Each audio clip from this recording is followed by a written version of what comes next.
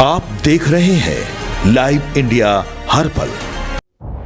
नमस्कार, live India में आपका स्वागत है। मैं अनिल सम्राट मुंबई से खबर शुरू कर रहे हैं। एनसीपी विधायक दल की नेता और दिवंगत उप मुख्यमंत्री अजीत पवार की पत्नी सुनेत्रा पवार महाराष्ट्र की डिप्टी सीएम के तौर पर शपथ ग्रहण कर ली हैं। आपको बता दें कि लोक भवन में एनसीपी विधायक दल की नेता और दिवंगत डिप्टी सीएम अजीत पवार की पत्नी सुनेत्रा पवार के महाराष्ट्र के डिप्टी सीएम के तौर पर शपथ लेने के दौरान एनसीपी नेताओं ने अजीत दादा अमर रहे के नारे भी लगाए। सांसद सुनेत्रा पवार ने महाराष्ट्र की पहली महिला डिप्टी सीएम के रूप में शपथ ली है। उन्होंने अपने पति और पूर्व डिप्टी सीएम अजीत पवार की जगह ली है, जिनका 2 दिन पहले ही एक विमान दुर्घटना में दुखद निधन हो गया था। मुंबई के लोक भवन में आयोजित इस गरिमामय समारोह में राज्यपाल आचार्य देवव्रत ने उन्हें पद और गोपनीयता की शपथ दिलाई। इस मौके पर मुख्यमंत्री Devendra Fadnavis, deputy CM Eknath Shinde, NCP प्रदेश अध्यक्ष सुनील तटकरे और प्रफुल्ल पटेल समेत कई दिग्गज नेता मौजूद रहे। इससे पहले दोपहर की बात करें, दोपहर को एक बैठक में सुनेत्रा पवार को एनसीपी विधायक दल का नेता चुना गया था। यह फैसला दक्षिण मुंबई के विधान भवन परिसर में हुई एक अहम बैठक में लिया गया। इस दौरान वरिष्ठ नेता दिलीप वलसे पाटिल ने उनके नाम का प्रस्ताव रखा, जिसका समर्थन छगन भुजबल ने किया। अजीत पवार के आकस्मिक निधन के 3 दिन बाद उनकी पत्नी सुनेत्रा के कंधों पर बड़ी जिम्मेदारी आन पड़ी है। वहीं प्रधानमंत्री नरेंद्र मोदी ने सुनेत्रा पवार को डिप्टी सीएम बनने पर सोशल मीडिया पर शुभकामनाएं भी दी हैं।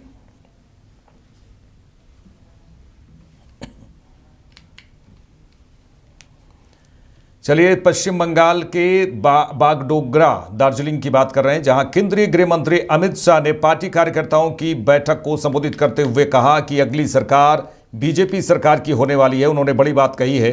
उन्होंने कहा कि इसका एक निशानी ऐसा है कि टीएमसी की जितनी सभा होती है, इतना हमारे कार्यकर्ता के आज के सम्मेलन में दिखाई दे रहा है। यही बताता है कि ममता दीदी का जाने का समय आ गया है। बंगाल की इस ऐतिहासिक भूमि ने हर काल खंड में भारत के सर्वांगीण विकास के लिए बहुत महत्वपूर्ण योगदान दिया है। करीब 4.5 दशक से बंगाल पिछड़ता गया। पहले कम्युनिस्ट पार्टी ने बंगाल को पीछे लाने में कोई कसर नहीं छोड़ा है। फिर ममता जी आई और माँ माटी मानुस का नारा दिया, और आज मैं विश्वास के साथ कह सकता हूँ कि ममता दीदी, आपसे तो वो कम्युनिस्ट अच्छे थे, आपने तो पूरा बंटाधार कर दिया बंगाल का। कह रहे थे कि अगली सरकार भाजपा सरकार। अब इसका एक निशानी ऐसा है कि तृणमूल कांग्रेस की जितनी सभा होती है, इतना हमारा कार्यकर्ता सम्मेलन आज दिखाई पड़ रहा है। यही बताता है कि ममता दीदी का जाने का समय आ गया है। भाइयों बहनों, बंगाल की इस ऐतिहासिक भूमि ने हर कालखंड में भारत के सर्वांगीण विकास के लिए बहुत महत्वपूर्ण योगदान दिया है। मगर करीब 4.5 दशक से बंगाल पिछड़ता गया। पहले कम्युनिस्ट पार्टी, इन्होंने बंगाल को पीछे ला जाने में कोई कसर नहीं छोड़ी। और फिर ममता जी आई, उन्होंने मां माटी मानुस का नारा दिया, और आज मैं विश्वास के साथ कह सकता हूं, ममता दीदी, आपसे तो वो कम्युनिस्ट अच्छे थे, आपने तो पूरा बंटाधार कर दिया। पूरे प्रदेश में गोरखाओं को बंगाली के साथ लड़ाया, आदिवासियों को कुड़मी के साथ लड़ाया, राजवंशी को आदिवासी और बंगाली के साथ लड़ाया। अंदर झगड़ा करने के अलावे आपने कुछ नहीं किया, और बंगाल की एकता को तहस नहस कर दिया है। मैं आज इस उत्तर बंग की भूमि पर कहकर जाता हूं कि ममता दीदी, आपका समय समाप्त हो गया है, और अब नरेंद्र मोदी जी के नेतृत्व में विवेकानंद जी और रविंद्रनाथ ठाकुर जी की कल्पना का सोनार बांग्ला का निर्माण होने।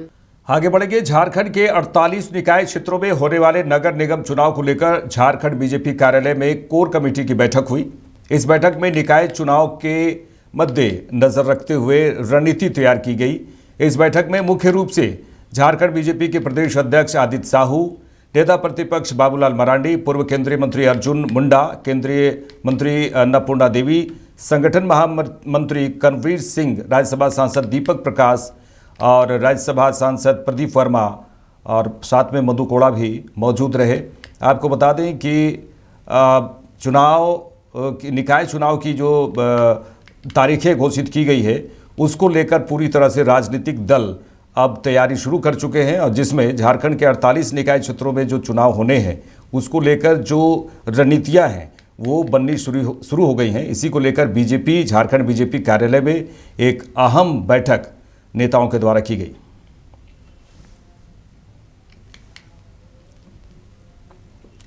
बड़कागांव, केरेडारी एवं पतरातू क्षेत्र में एनटीपीसी और उसकी संबद्ध कंपनियों अडानी की बात करें, Ritwik mining, BGR, NMDC, NTPC Patratu की बात कर रहे हैं। इसी के द्वारा की जा रही अवैध भूमि अधिग्रहण मामला जो काफ़ी दिनों से चल रहा है, पुलिस अत्याचार और ग्रामीणों के शोषण के खिलाफ पूर्व कृषि मंत्री योगेंद्र साव और बड़कागांव की पूर्व विधायक अम्बा प्रसाद ने आज प्रभावित एवं विस्थापित ग्रामीणों के प्रतिनिधिमंडल के साथ राज्यपाल से मुलाकात की। ग्रामीणों ने राज्यपाल को एक विस्तृत ज्ञापन सौंपा। दोषी अधिकारियों और कंपनी प्रतिनिधियों पर कार्रवाई करने का आश्वासन भी मिला है। पूर्व विधायक अम्बा प्रसाद ने कहा कि पिछले कई महीनों से क्षेत्र में दहशत का माहौल है, महिलाओं, वृद्धों और युवाओं पर अत्याचार हो रहे हैं और उन्होंने कहा कि हमने राज्यपाल से मांग की है कि जांच समिति गठित हो, फर्जी मुकदमे वापस लिए जाए और ग्रामीणों को उनका हक मिले। हमें उम्मीद है कि राज्यपाल इस मामले में न्याय सुनिश्चित करेंगे। प्रभावित क्षेत्रों में चर्चा है कि क्या अब जिला प्रशासन और पुलिस पर कार्रवाई होगी और क्या ग्रामीणों को भूमि अधिग्रहण अधिनियम 2013 के तहत उनका हक मिल पाएगा।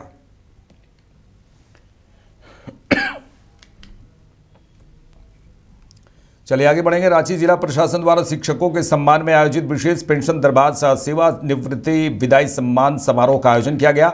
जिला दंडाधिकारी सह उपायुक्त मंजुनाथ भजंत्री ने स्वयं कुल 24 सेवानिवृत्त शिक्षकों को शॉल ओढ़ाकर स्मृति चिन्ह मोमेंटो भी प्रदान किया है और प्रशस्ति पत्र भी भेंट करके सम्मानित किया गया। जिला दंडाधिकारी सह उपायुक्त मंजुनाथ भजंत्री की अध्यक्षता में समाहरणालय के ब्लॉक ए स्थित कॉन्फ्रेंस हॉल में एक विशेष पेंशन दरबार सह सेवा निवृत्ति विदाई सम्मान समारोह का आयोजन किया गया। इस कार्यक्रम का मुख्य उद्देश्य सेवानिवृत्त होने वाले शिक्षकों को उनके समर्पित सेवा काल के लिए सम्मानित करना और रिटायरमेंट के ठीक उसी दिन सभी पेंशन संबंधी लाभ उपलब्ध कराना था। इस दौरान उन्होंने शिक्षकों के योगदान को समाज के निर्माण का आधार बताते हुए कहा कि शिक्षक ही वह मजबूत नींव है जिस पर आने वाली पीढ़ियां खड़ी होती हैं।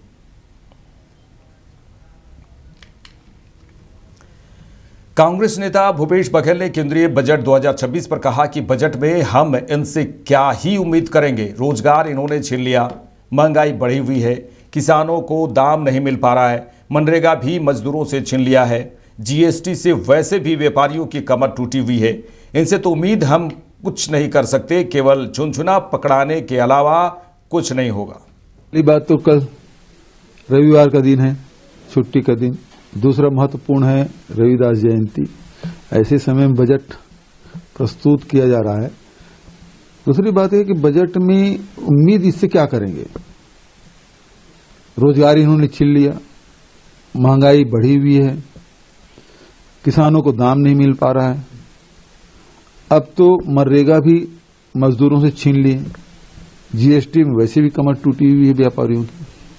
तो इससे उम्मीद कुछ तो नहीं किया जा सकता, केवल झुंझुना पकड़ाने के अलावा कुछ नहीं होगा। पिछले समय बजट में भी बड़ी चर्चा की थी, ऐसा हो जाएगा वैसा हो जाएगा, हुआ कुछ नहीं। अभी केवल ये है कि शराब और सिगरेट चॉकलेट यही सस्ता होगा, इससे उम्मीद ज्यादा कुछ नहीं है इस सरकार से। छत्तीसगढ़ के मांग कुछ नहीं कर सकते कि ये धान नहीं खरीद पाए। मोदी की गारंटी में स्थिति ये है कि लाखों किसान धान बेचने से वंचित हो गया। कल आखिरी दिन था, आज आखिरी दिन, क्षमा चाहूंगा, आज आखिरी दिन है, लेकिन भाजपा के लोग ही धरने में बैठे कि हमारा धान नहीं बिका। बालोद में एक पूर्व विधायक है भाजपा के, वो 200 कट्टे धान लेके बैठी है धान खरीदी केंद्र में, उसका धान नहीं बिका। तो भाजपा से समर्थित किसान भी धान नहीं बेच पाए और मोदी की गारंटी थी, तब इससे क्या उम्मीद कर सकते हो? इनकी निगाह केवल छत्तीसगढ़ के खदानों पे है, चाहे कोयला खदान हो, चाहे लोहा खदान हो, चाहे सोने के खदान हो, चाहे वो लाइमस्टोन के खदान हो जिससे सीमेंट बनता है। ये इन्हीं पे इनकी निगाह है, इसके अलावा कुछ। पूर्व विधायक अंपा प्रसाद ने जुडिशियल एकेडमी रांची के बाहर प्रेस कॉन्फ्रेंस की। वहीं उन्होंने कहा कि मुख्यमंत्री हेमंत सोरेन जो गृह मंत्री भी हैं, झारखंड के समस्त निवासियों, देशवासियों और सर्वोपरि माननीय उच्चतम न्यायालय और माननीय झारखंड उच्च न्यायालय के संज्ञान में एक अत्यंत गंभीर विषय उन्होंने कहा कि मैं लाई हूँ। और उन्होंने ये भी कहा कि हमारे पुलिस थानों में आए दिन हजारों FIR दर्ज हो रही हैं, जिन पर अब भी CRPC की धारा 154 अंकित है। यदि आप इन FIR की तिथियों को देखेंगे तो आपको आश्चर्य होगा, ये कोई पुराने मामले नहीं है, बल्कि कल और परसों की तारीख में दर्ज की गई बिल्कुल ताज़ा FIR हैं। उन्होंने कहा कि मैं आज यह प्रेस कॉन्फ्रेंस इसलिए कर रही हूं ताकि इस बड़ी विसंगतियों को उजागर कर सकूं। पूरे राज्य में एक मृत कानून को आधिकारिक सरकारी दस्तावेजों में अभी तक चलाया जा रहा है और विडंबना यह है कि प्रशासन से लेकर विपक्ष तक सब चुप हैं। यह झारखंड की, उन्होंने कहा कि यह झारखंड की पुलिसिंग और कानून व्यवस्था की वर्तमान स्थिति पर बड़ा सवालिया निशान है। मैं यह मुद्दा आज इसलिए उठा रही हूं क्योंकि आज झारखंड न्यायिक अकादमी में एक राष्ट्रीय स्तर के कानूनी सम्मेलन की शुरुआत हुई है। हमारे राज्य में नेशनल लॉ यूनिवर्सिटी NUSRL और कई विधि महाविद्यालय हैं जहां भविष्य के वकीलों और जजों को आज भी इन्हीं गलत फॉर्मों के आधार पर FIR की प्रक्रिया समझाई जा रही है। यह कानूनी प्रक्रिया का माखौल है और जिसे तुरंत सुधारने की आवश्यकता है। बंधुओं को नमस्कार, जोहार। आज तहे दिल से आपका धन्यवाद देते हैं इस विशेष प्रेस कॉन्फ्रेंस में आने के लिए। हम आपके जरिए माननीय श्री झारखंड के माननीय मुख्यमंत्री श्री हेमंत सोरेन जी को, ऑनरेबल हाई कोर्ट को, ऑनरेबल सुप्रीम कोर्ट को, जो हमारे झारखंड के राज्य के निवासी हैं उनको और पूरे देश के निवासी को, देश के होम मिनिस्टर हो, हमारे राज्य के होम मिनिस्टर भी हैं, हमारे मुख्यमंत्री महोदय, तो इन सभी के संज्ञान में एक विषय लाना चाहती हूँ।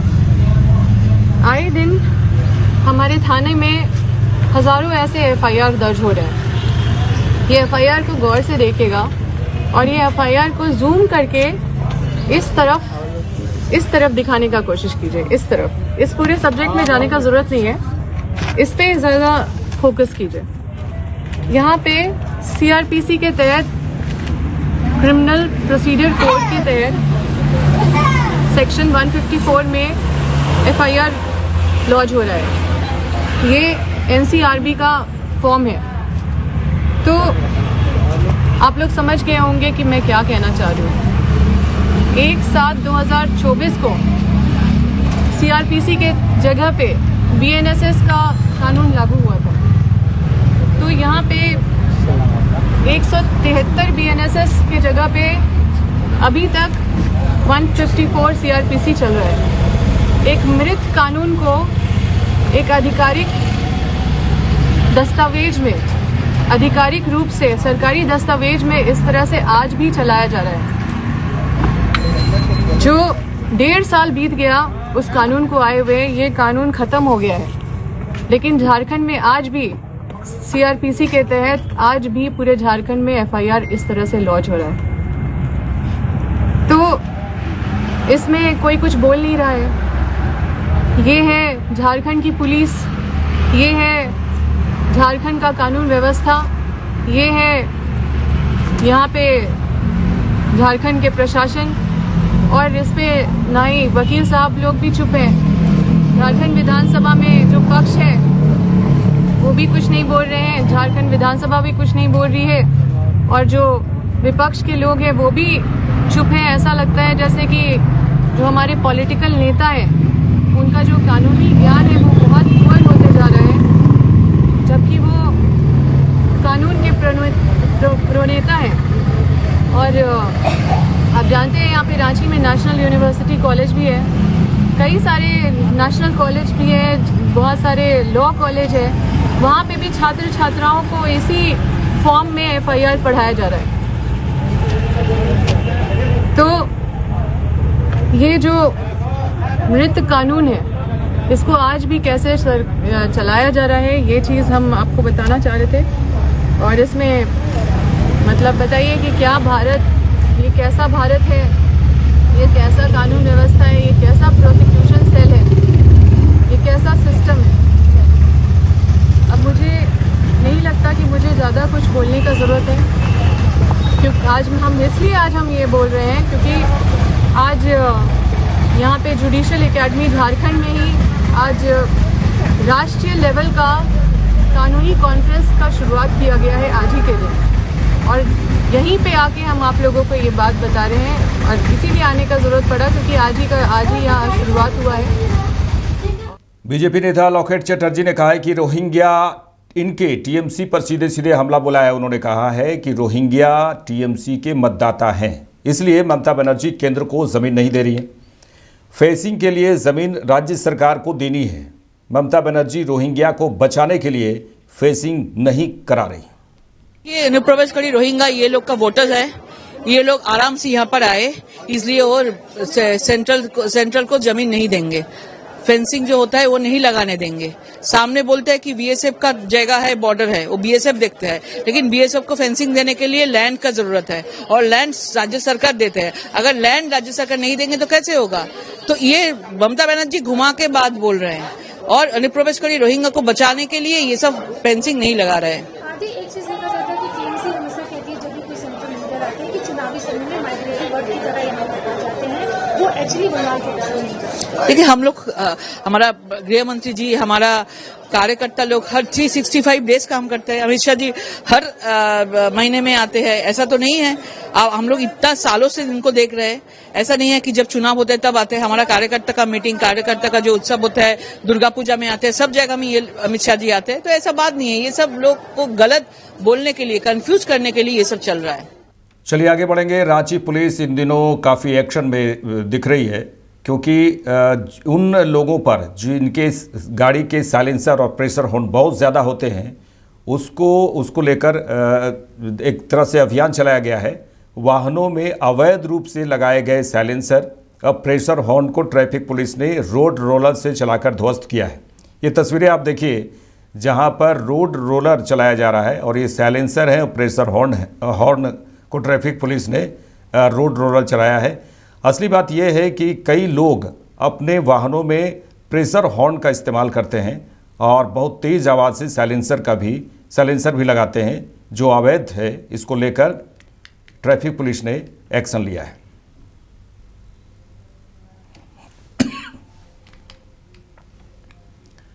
झारखंड कांग्रेस के ब्लॉक संवाद कार्यक्रम ने मनरेगा संग्राम, पेसा कानून और एसआईआर को लेकर संगठन के अंदर हलचल तेज कर दी है। कांग्रेस के बीएलए इन तीनों ही मुद्दों पर चर्चा और प्रशिक्षण के बाद अब जनता के बीच जाने को तैयार हैं। इसी कड़ी में मांडर फॉरेस्ट मैदान और चान्हो के शहीद वीर बुधु भगत इंटर कॉलेज में कांग्रेस का ब्लॉक संवाद कार्यक्रम का आयोजन हुआ।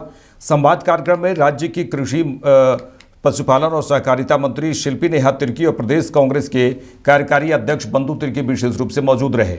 आईसीसी से ट्रेनर के तौर पर राहुल बल के साथ अंजनी रंजन ने बीएलए को प्रमुख जानकारियां दी।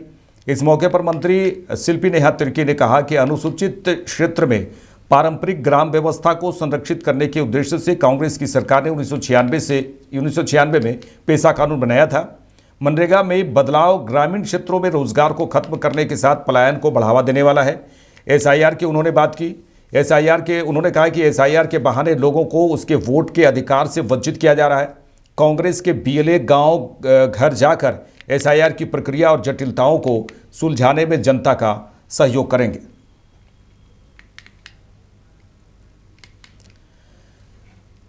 मेरे साथ इस बुलेटिन में इतना ही। देश दुनिया की तमाम खबरों के लिए देखते रहिए लाइव इंडिया। नमस्कार।